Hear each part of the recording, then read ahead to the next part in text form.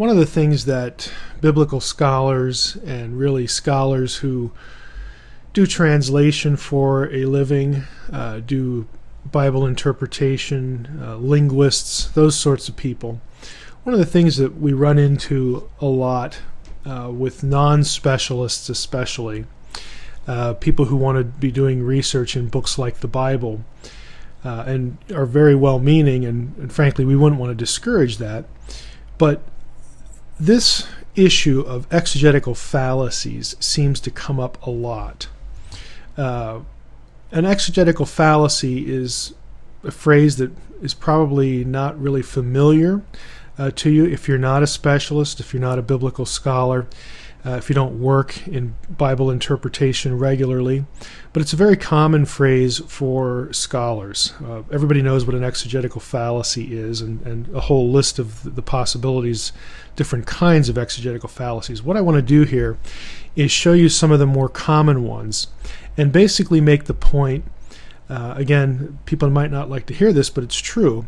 A lot of the research you read on the internet, a lot of the research you'll read in books that is done by non-specialists, people who lack the credentials in biblical language work, in translation skills. They lack the academic backgrounds in these things.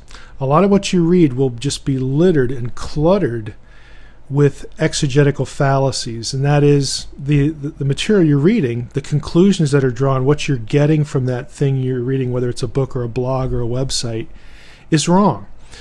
Because languages just don't work the way that a lot of these researchers try to make them work or want to believe they work. I'm going to illustrate that here. So I have here 5 of the more common fallacies. The foreign root fallacy, that is the idea that we get the meaning of a particular English word based upon its Latin or Greek root that you can find like in Webster's dictionary. Then there's the root fallacy, the idea that a shared root among several words somehow determines the meaning of those words.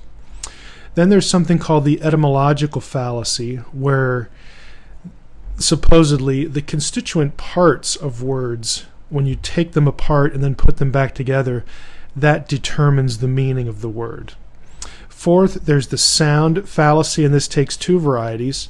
The idea that shared sounds between words in the same language means that they have a shared meaning.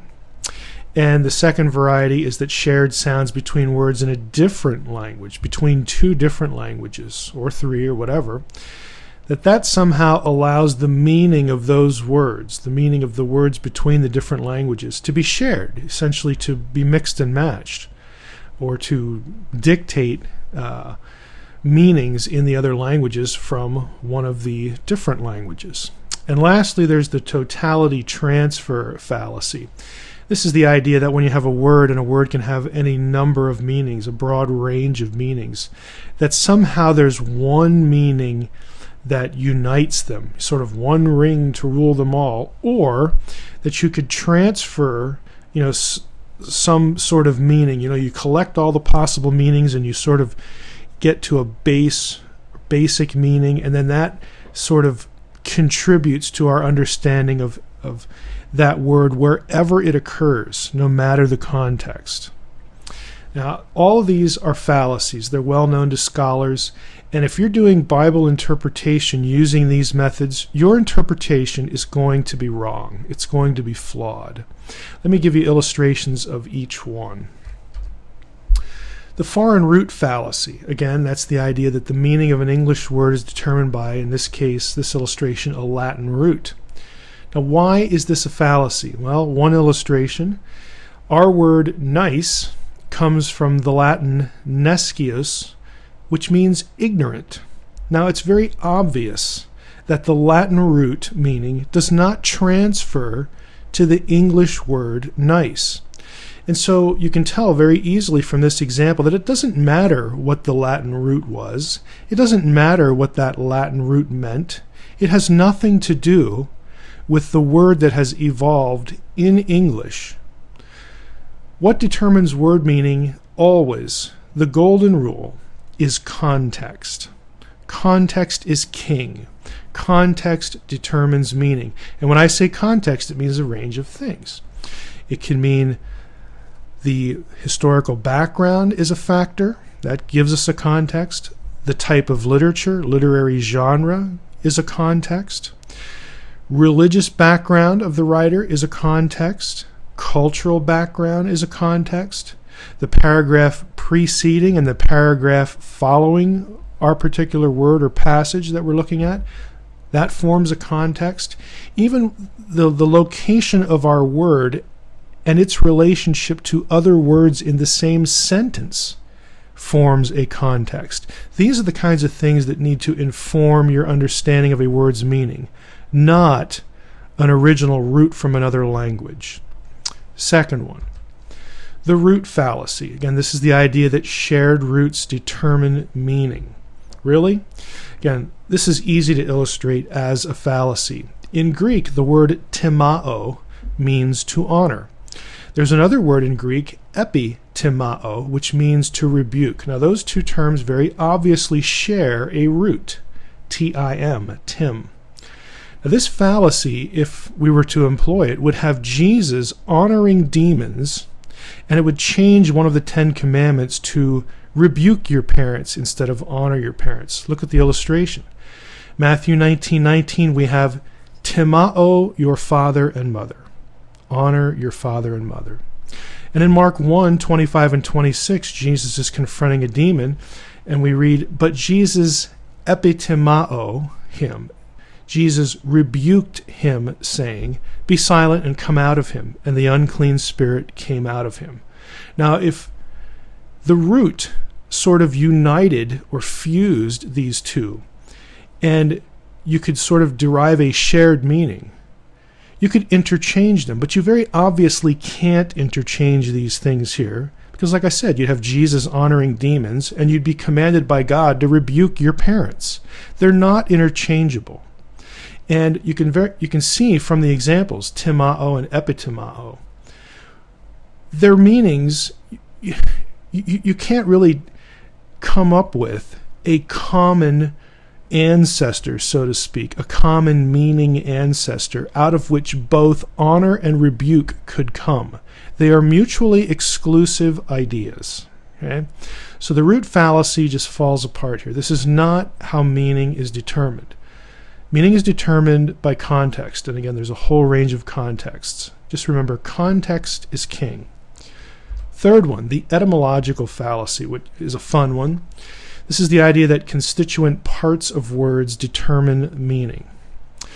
Two illustrations in Greek, anaginosko. Okay, there's a verb, anaginosko, two parts, ana, which means up or above, and ginosko, which means to know. Now you would think, if we could just take the word apart into its constituent parts, ana and ginosko, the meaning, therefore, would be something like to know up, or to know above, which doesn't make any sense. Anaginosko, though, actually means to read. Okay, the constituent parts have nothing to contribute to that. Next one, epitimao. We just saw this in the previous fallacy. Epi means on or at or upon, and then timao by itself would be to honor. So you would think if you pulled these apart and looked at their constituent parts, we'd have to honor at or to honor upon. But that isn't what it means. We just saw that it means to rebuke. Again, the constituent parts do not create the meaning. English has a whole host of these. Butterfly. Butter and fly, okay, are not going to give you the meaning of butterfly. Butter doesn't fly, and flies are not buttery. Okay? Headship. Okay? Head and ship. Okay, the head, the thing on top of your shoulders, and ship, some big craft that floats in the water. You put those together, they have nothing to do with the meaning of headship, which is leadership. I hope you get the point. But this fallacy is just ubiquitous. It just shows up everywhere in so much material that you read by non-specialists, by amateurs, amateur researchers, especially people who are trying to go back into ancient texts in the ancient world, including the Bible, and study it and do research. Their conclusions are often terribly flawed. Next one, the sound fallacy.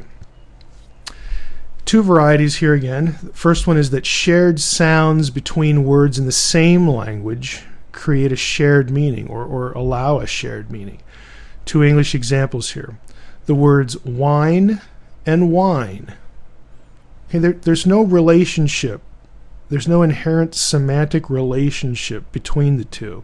And you wouldn't interpret either that way. The same thing for rain, R-A-I-N, and reign, R-E-I-G-N. One is water that falls from the sky, and the other is kingship or rulership. There's no relationship between them, even though they sound exactly the same. Second variety here, shared sounds between words in different languages. Do those allow meaning of those words, meanings to be transferred from one language to the other? Does one set of sounds in one language inform our understanding of the same set of sounds in another? Again, you'll see this everywhere. People on the internet, like William Henry, I think of right away, does this sort of thing. Actually, William Henry does all of these fallacies and does them frequently.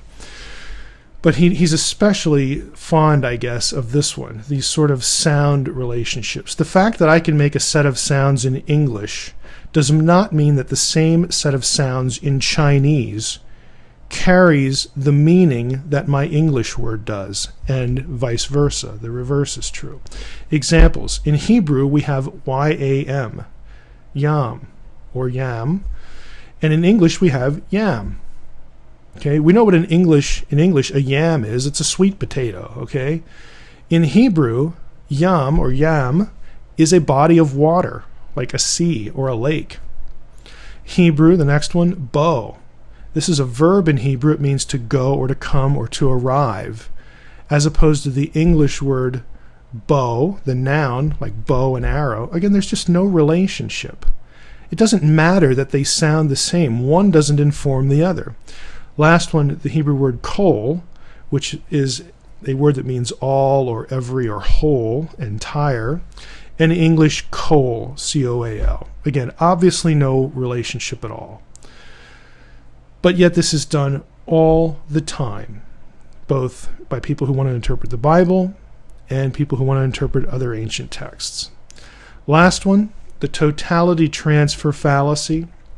This is the attempt to engage in the transfer of all meanings of a word in any given passage and import that, somehow import all the meanings into any given occurrence of the word anywhere. Or again, to sort of take all the meanings and try to come up with one base meaning and then impose that everywhere else that word occurs. It just doesn't work this way. Languages do not work this way. Some funny examples. If I said about a friend, he has a fetching wife. Well, I don't mean that she's a dog, and if he threw something, she'd run and go grab it with her mouth and bring it back. Okay, fetching can mean that as a verb, but in this instance, in this context, okay, the word wife tells you what we mean. Again, the context of the words around the word we're interested in. In this context, it means he has an attractive wife. Okay. Next one, you need to brand yourself. Well, ouch, that would hurt, wouldn't it, if you took a hot iron and plastered it against your skin and watched it burn a little bit, burn a symbol on yourself. No, that isn't at all what we're talking about. Branding can, in business parlance, in business context, again, refers to building a reputation or building notoriety, building recognition of either yourself or a product. Lastly, I'm spoiled. Well, does that mean that I need to be taken out and thrown in the trash because we can't eat you anymore? Again, you get the idea. Context is everything. We wouldn't take a word like spoiled or fetching or brand and make a list like I've done here below with English board. Just try it. We wouldn't list out meanings and then sort of scratch our heads and think, okay, what common base meaning can I contrive? And that's what you're doing. Can I invent? Can I fabricate? That could sort of explain all of these possibilities. And when I get that, That must be the fundamental, the base, almost the divine meaning of this word. And that I can therefore take to any place, any verse, if we're doing Bible stuff, and import that meaning into that passage. That's illegitimate. That's a fallacy. Languages do not work this way. English board, I think, some words just have a multitude of meanings. If this was a noun, it could be a piece of sawed lumber. It could be daily meals, like in the phrase room and board. It could be a council or association. I earned a place on the board. The side of a ship. Electrical panel, circuit board, a writing surface, like a whiteboard. If it's a verb we're talking about, it could mean to climb on or to seal up, like you board up a window, preparing for a hurricane or something. Or it could be you smash another hockey player, into the boards. You check them. Check it would be a word that we could use to illustrate this too. Again, languages just don't work this way. These are word games that amateur researchers play, and the result is flawed, misguided, and in some cases harmful interpretation. It just ought not to be. Remember, context is king, and context again means all the things I mentioned before.